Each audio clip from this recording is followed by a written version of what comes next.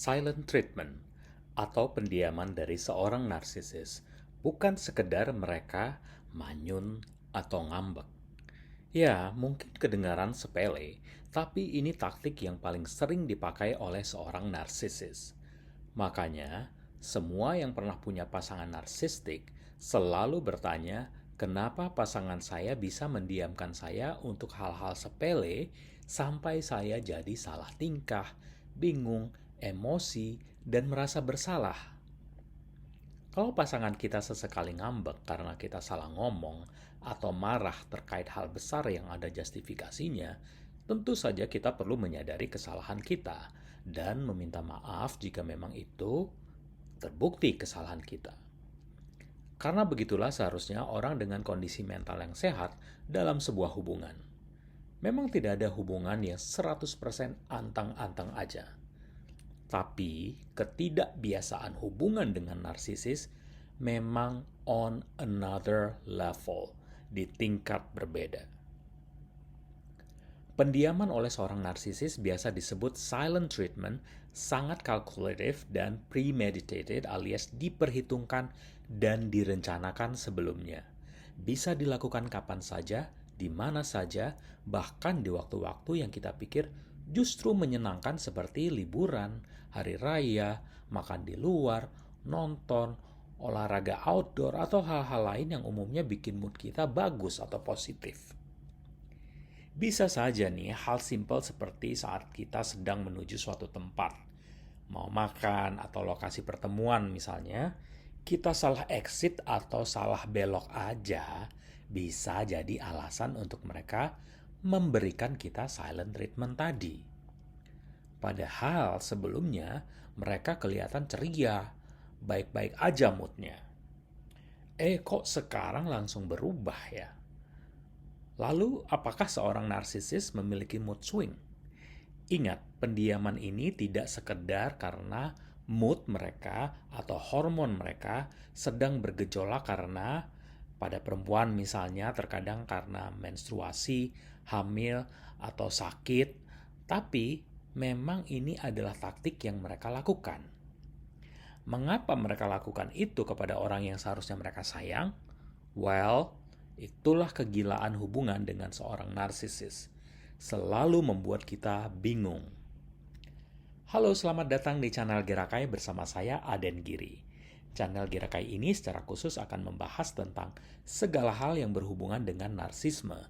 Bagaimana bisa terbebas dari hubungan dengan seseorang yang memiliki gangguan kepribadian narsistik.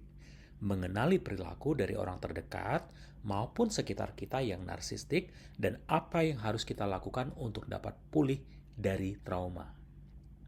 Saya ingin channel Gerakai ini menjadi ruang aman buat kita semua untuk saling berbagi dan menguatkan sehingga para korban narsisis tahu bahwa mereka tidak sendirian.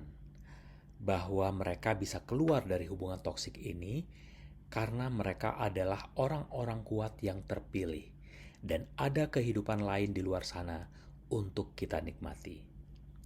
Kalian terlalu berharga untuk membuang waktu, tenaga, pikiran, dan harta benda untuk para narsisis.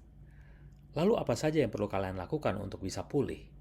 Bagaimana bisa mengenali orang-orang sekitar dengan tendensi narsistik yang toksik? Dan bagaimana cara menghadapi mereka dalam kehidupan sehari-hari? Semua akan kita bahas di channel ini. Kembali ke topik silent treatment dari narsisis. Pernah nih kejadian, saya dan mantan pasangan ke Bogor dari Jakarta. Waktu itu kita mulai perjalanan untuk brunch di Rancamaya. Ya, untuk makan pizza dan kopi atau teh gitu. Maksudnya adalah untuk menikmati udara pegunungan yang sejuk melipir dari Jakarta yang sumpek. Dia kelihatan senang dan ceria. Kita foto-foto dan segala macam. Terus dari sana kita berencana untuk ke kota Bogor untuk makan siang dan mungkin bisa mampir ke factory outlet. Nah, saya salah exit 2 kali. Tapi nggak sampai 10 menit lah salah exit ini. Dan kemudian ternyata FOD maksud udah tutup. Jadi beberapa kali muter. Terus kita ke FO yang lain. Nah, lalu setelah itu kita mau cari makan. Kebetulan karena waktu itu weekend, susah banget cari resto yang punya parkiran atau tidak antri makannya. Di 3 tempat pertama yang kami masuki, antriannya panjang banget. Dan saya nggak yakin bisa dapat tempat dan makan tepat waktu. Nah, akhirnya setelah muter-muter 40 menitan, akhirnya kita ke resto vintage makaroni panggang. Kebetulan bisa dapat parkir juga. Ya udah, karena udah lapar, saya pesan apa yang saya mau dan saya tanya dia pesan apa. Lalu dia sama sekali nggak ngomong. Nggak mau pesan apapun. Saya pesan 2 menu yang salah satunya bisa dia makan juga. Justru makanan beratnya saya maksudkan buat dia karena saya memang lapar tapi nggak pengen yang terlalu berat juga. Dan dia sama sekali nggak menjawab pertanyaan atau obrolan dari saya. Matanya ke HP mulu dan cuma duduk manyun selama saya makan. Setiap pertanyaan saya nggak dijawab. Pendiamannya ini berlanjut sampai kami balik ke Jakarta selama di jalan tol. Padahal saya tahu dia udah lapar karena waktu itu udah hampir jam 3 siang. Padahal kalau dipikir-pikir separah apa sih orang salah belok atau exit sampai dia segitunya? Tapi karena ini udah tahun kesekian dalam hubungan kami, saya juga yang sudah cuek banget. Kalau mengingat ini lagi, saya sekarang justru senyum-senyum sendiri. Saya waktu itu cuek karena itu pendiaman yang ke 1000 kali. Saya udah sangat terbiasa dengan silent treatmentnya itu. Jadi saya cuek aja. Nggak lagi mencari tahu dia kenapa. Karena emang seaneh itu. Nanti dia bisa tiba-tiba aja baik lagi. Terutama kalau saya ngasih sesuatu. Bisa hadiah, uang, atau apalah itu. Tapi itu kan jadi sangat kekanak-kanakan ya. Masa setiap ingin sesuatu, ngambek, manyun, atau tantrum kayak anak kecil. Orang berakal sehat tentunya tidak seaneh ini dalam menyatakan emosinya. Jika ada yang salah, ya diobrolin. Bukan menggunakan trik pendiaman, membuat orang lain bingung. Karena ini sudah terjadi mungkin ribuan kali, jadi sudah sekebal itu saya. Nah, kenapa mereka menggunakan taktik silent treatment? Tujuannya adalah untuk bisa mengontrol diri kita.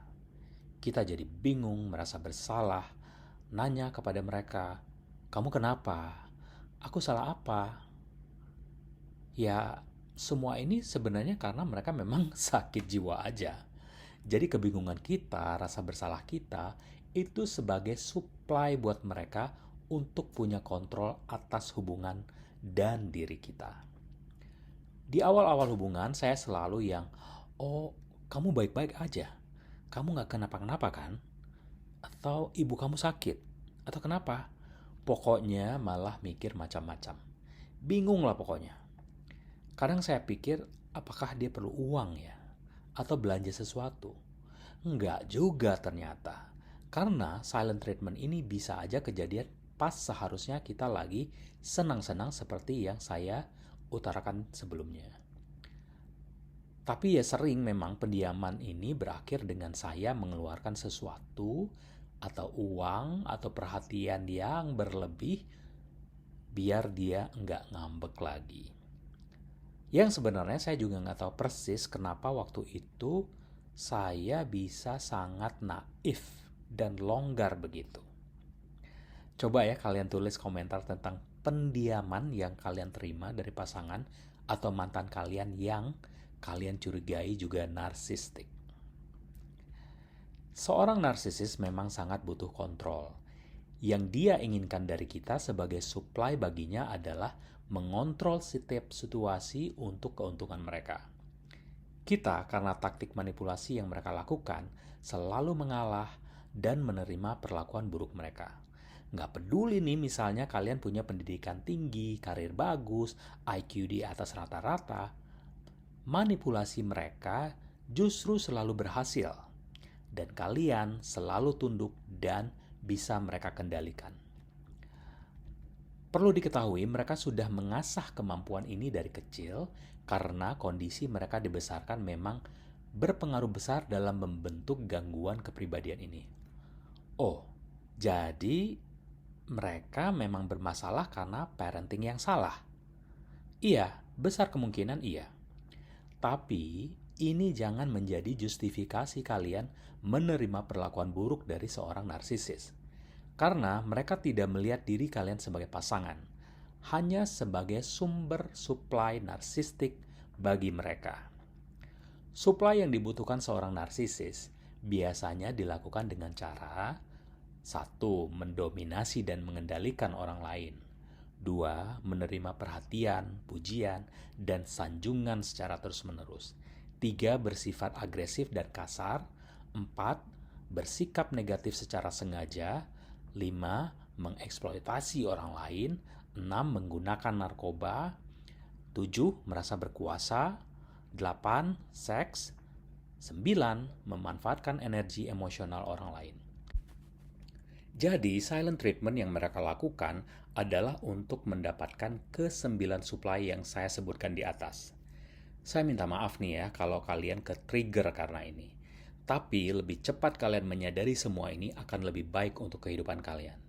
Ini juga yang saya alami dengan pasangan saya maupun orang-orang narsistik yang saya jumpai di situasi lainnya seperti di lingkungan sosial dan pekerjaan.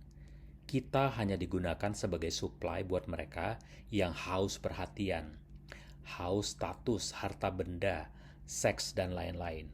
Buat mereka, kita hanyalah pemuas nafsu duniawi mereka. Kita bukan manusia bagi mereka. Ingat, kalian tidak sendirian. Kalian bisa keluar dari hubungan toksik ini. Kalian adalah orang-orang kuat yang terpilih dan ada kehidupan lain di luar sana untuk kita nikmati. Kalian terlalu berharga untuk membuang waktu, tenaga, pikiran, dan harta benda untuk para narsisis. Tetap tenang dan buat rencana untuk bisa keluar dari hubungan toksik ini. Setelah saya terbebas dari hubungan dengan seseorang yang sangat narsistik, saya sadar bahwa kita butuh satu sama lain. Kita butuh orang yang mengingatkan dan memberi jalan keluar. Mendengarkan podcast dan membaca tulisan tentang testimoni para penyintaslah yang membuat saya kuat dan bisa pulih dari trauma. Dan sekarang saatnya saya yang berbagi. Layaknya tentara yang sedang berbaris bersama, selalu ada seseorang yang mengucapkan 1, 2, 3 atau bernyanyi menyemangati untuk membantu para tentara mengatur barisan dan menjaga mental. Membantu mengatur apa yang mereka lakukan. Begitu juga kita para korban dan penyintas hubungan narsistik butuh komunitas penguat yang bisa sama-sama membantu mengatur pikiran, emosi, dan tindakan seperti tentara yang sedang baris berbaris tadi. Sebagai penutup, yuk kita bersyukur dan berterima kasih atas kewarasan, kesehatan, dan hati kita yang lapang. Demikian episode kali ini. Jangan lupa like, share, subscribe, dan tulis komentar kalian di bawah jika ada topik seputar narsisme yang ingin kalian bahas, karena berbagi informasi dan pengetahuan akan membuat lebih banyak orang sadar dan perbincangan tentang ini menjadi lebih luas. Terima kasih atas perhatiannya, salam hangat, dan sampai jumpa.